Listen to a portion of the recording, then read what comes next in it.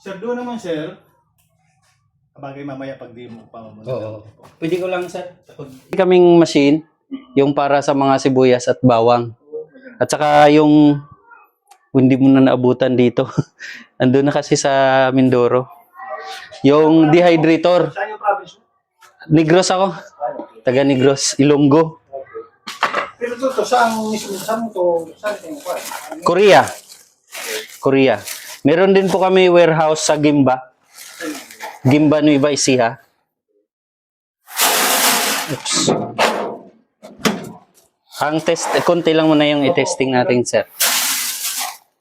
Kaya sana nga i-request ko para makita ko man yung... Oo nga.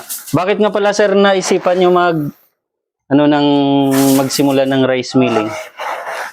Alam mo na, sabi nga, sa itong panahon na mura yung palay sa ngayon. Opo, mura yung palay. Yun na, parang plano ko yung paling soba, bili ako ng palay, binta ko rin yung bigas. Oo. Mas maganda. Lalong tumaas ngayon ang presyo ng bigas eh. Nung pumunta kami sa Mindoro, di ba, anihan na? Biglang tumaas, naging 60, 62. Yung kilo, per kilo ng bigas.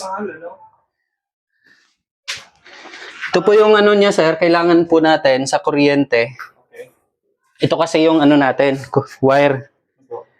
So dapat ang kuryente natin, ang saksakan, universal outlet. Yung pwede sa bilog kasi bilog to eh. Bilog siya. And then yung amperahe niya, 20 amperes yung saksakan. Ganon rin yung sa palay cleaner. Oo. Breaker natin dapat 60 amperes minimum. Okay. Pwede rin 100 amperes. Opo. Mas maganda, 100 na parang. 100 na, opo. So, ano po yan dyan? Yung apa na yan? ito, Opo. yung lagayan ng labasan ng ipa. Ipa, o. Opo, pwede rin po kayo magpagawa ng ganito sa inyo.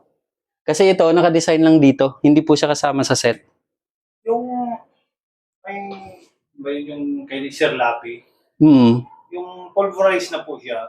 Pulverizer. Yung iba kasi, di ba, output doon sa, dito sa ipa. Meron silang inilagay na another machine.